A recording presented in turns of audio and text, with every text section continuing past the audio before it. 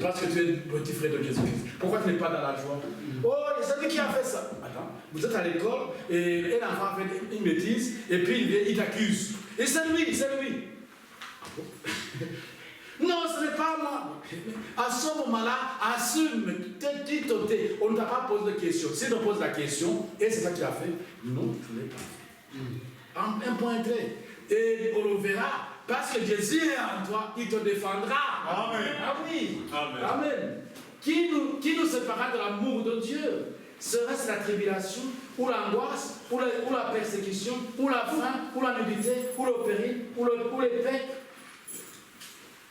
Selon qu'il est écrit, c'est à cause de ton nom, de toi, qu'on nous met à mort tous les jours, qu'on nous regarde comme des brebis destinées à la boucherie.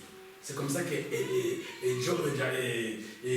Abel est mort. Abel est mort parce qu'il a donné tout simplement une offrande que Dieu l'a agréée.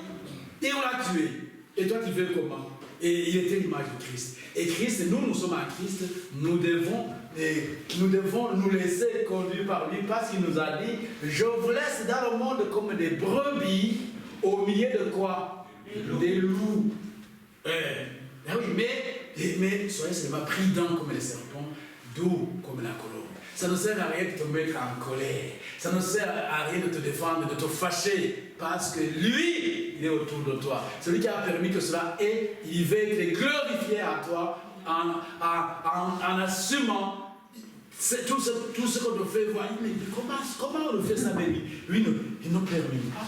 On l'a frappé, il n'a même pas pleuré. On l'a calmé, il ne se défend même pas. Mais il y a un qui te défend. Il y a un qui convainc ceux qui sont autour de toi. Dis, mais en tout cas, c'est ton maître. Non, on est en train de calomnier. Mais si c'est la volonté de Dieu que tu passes par là, et Dieu tu ne peux qu'y passer, et cela concourt à ton bien. C'est pour qu'on t'immonde, pour que tu produises beaucoup de fruits. Amen. Le fruit. Parce que tu es la branche, tu es le sarment, il faut que tu sois émondé pour que tu produises beaucoup de fruits. Et que le Père soit glorifié en toi. Jean 15 et 8, nous l'avons lu tout à l'heure. Alors maintenant, écoutez.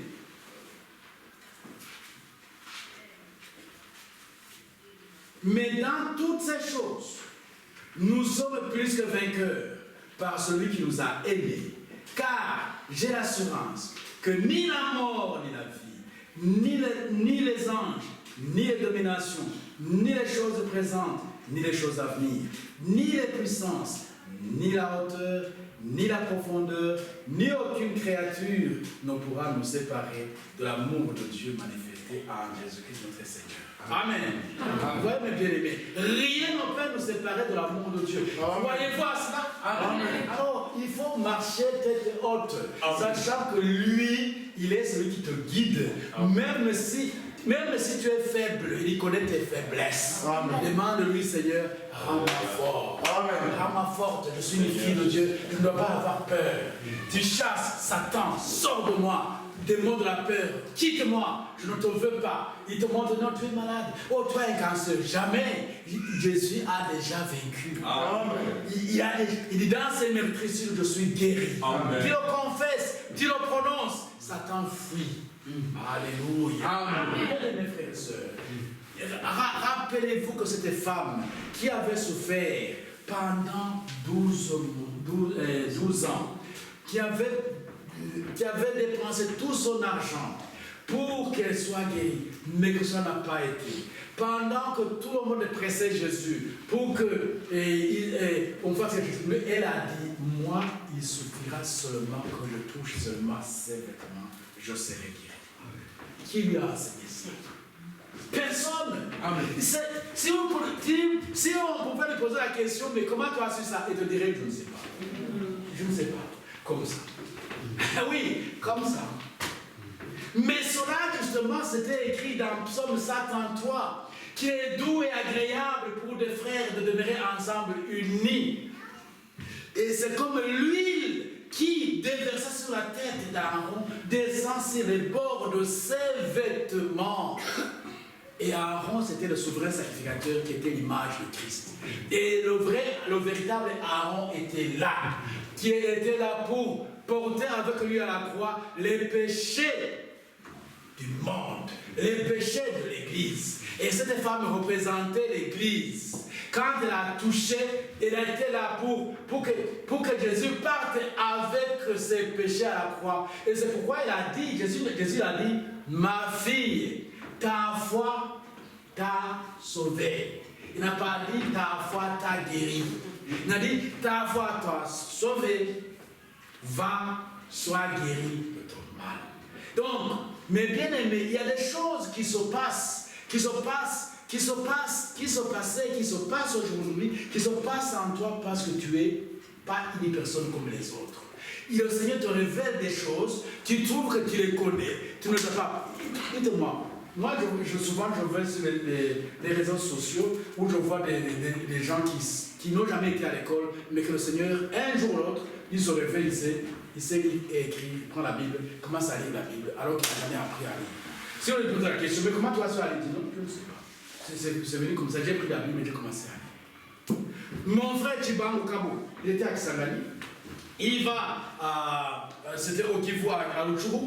Il connaissait le français et l'ingala, mais il allait dans un endroit où on prêchait seulement où on parlait le swahili. Et lui ne savait pas parler swahili. Il est passé pendant les vacances. Un frère nommé Lazare, qui était un enseignant, le traduisait. Et maintenant, le temps était venu qu'il a maintenant la rentrée scolaire a eu lieu, mais sa mission n'était pas encore terminée. Il va sur la montagne pour prier, mais il ne savait pas comment faire parce que l'interprète était déjà parti. Demain, je fais comment? Seigneur, demain, je fais comment? Il n'y a personne pour l'interpréter. Il dort, le Seigneur lui dit, demain, tu vas prêcher à Swahili. Et quand il s'est réveillé, il a pris la Bible. La Bible qui était plus près de lui, c'était la Bible de Swahili et Zanzibar. Ce n'était pas le Swahili du Zaïre. Et quand il a lu, il connaissait parfaitement le Swahili de Zanzibar. Et maintenant, quand il a commencé à parler, tout le monde, lui pensait que c'était le Swahili de là. Et tout le monde ne comprenait même pas, c'était compliqué. Il y avait quelqu'un qui avait été en Tanzanie, qui est venu maintenant commencer à traduire en Swahili, Zaïre. Pour... Mais bien aimé, le Seigneur est merveilleux. Il est le Seigneur des Seigneurs, le roi des rois, celui qui a tout. Amen. Ne pense pas, ne sois pas découragé. Lorsque tu es découragé quelque part, il y a la chair qui est entrée en jeu. Chasse le découragement. Amen. Oui, parce qu'il sait. Alléluia. Amen. Oui, il sait que tu es faible. Amen. Il sait que tu es son enfant. Pourquoi pleures-tu? Pourquoi la vache-tu? Pourquoi ne peut pas faire les œuvres du Père? À cause de l'incrédulité. À cause de l'incrédulité. À cause de l'incrédulité. Ce n'est pas autre chose. Nous sommes fils et filles de Dieu et nous devons le croire. Et ça va être à nous, ancré à nous. Amen. De manière à ce que personne ne puisse pas te faire peur. C'est la police, c'est la gendarmerie. Non, ne mens pas. Si tu as tort, avoue tu as tort. Demande pardon. Amen. Et si le Seigneur est là, il va te laisser partir. Mais s'il faut payer une amende, paye une amende. Tu as tort. Tu as tort, ne mens pas. Ne mens pas. Ne marche pas contre la loi. Ne marche pas contre Dieu. Dieu veut que nous soyons obéissants en toutes choses. Que nous soyons en règle en tout. Amen. Alléluia, Seigneur Jésus. Qui nous aide. Que nous comprenions que nous sommes des enfants de Dieu. J'insiste. Sache que tu es un enfant de Dieu. Non pas seulement dans la tête, mais que ce soit dans la chair, dans toutes les cellules, dans le sang. Que tu sens que tu es une fille de Dieu et que tu n'as pas peur de qui que ce soit. Amen. Et ainsi tu ne mentiras plus. Amen. Et ainsi tu ne feras plus de mal à personne. Parce que cette personne est une créature divine. Amen. Tu ne feras plus du mal à une mouche. Parce que la mouche a été créée par Dieu. Elle est là pour un rôle. Tu ne vas pas tuer un animal, un insecte pour rien. Parce que cet insecte a été créé par Dieu. Et Dieu le fait comme ça. Et toi tu l'écrases. Tu n'as rien fait. La nature tout entière est pour toi.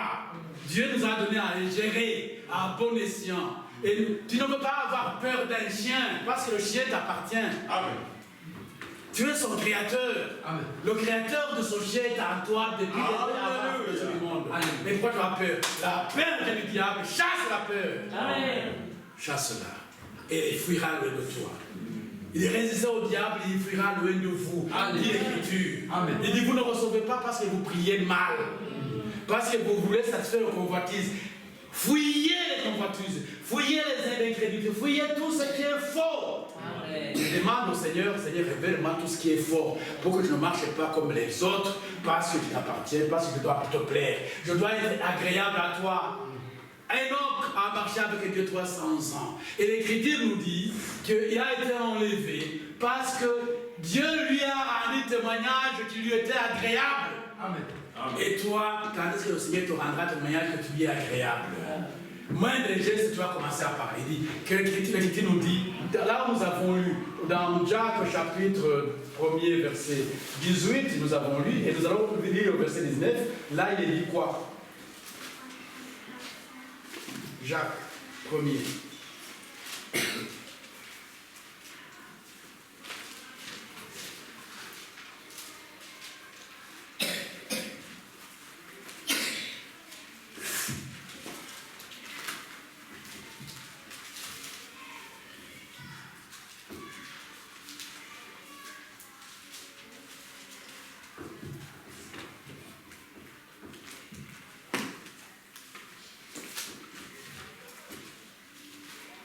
Eric, tu peux lire ça? Verset 19.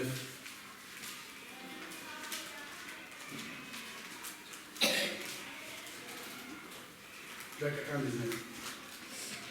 Sachez-le, mes frères bien-aimés, ainsi que tout homme soit prompt à écouter, lent à parler, lent à se mettre en colère.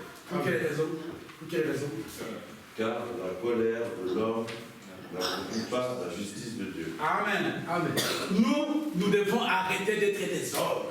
Alléluia. Oui, nous devons participer à la nature divine en ajoutant à la fois la vertu. Amen. Quelle vertu? La puissance qui était en Christ, qui est sortie de lui pour guérir la femme qui était malade. Amen. Oui, c'est ça la vertu. Amen. Et pour ça, nous devons, nos bouches ne doivent plus prononcer des choses mauvaises.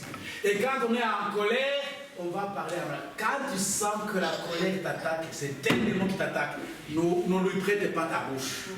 Sois prompt à écouter, lent à parler. Avant de parler, pense. Est-ce que ce que je veux dire va être édifiant? Est-ce que ce que je veux dire, je veux parler de la parole du Seigneur? Est-ce que c'est la parole divine? Est-ce que c'est la parole qui édifie la personne qui entend? Alors si ça n'édifie pas, la bouche.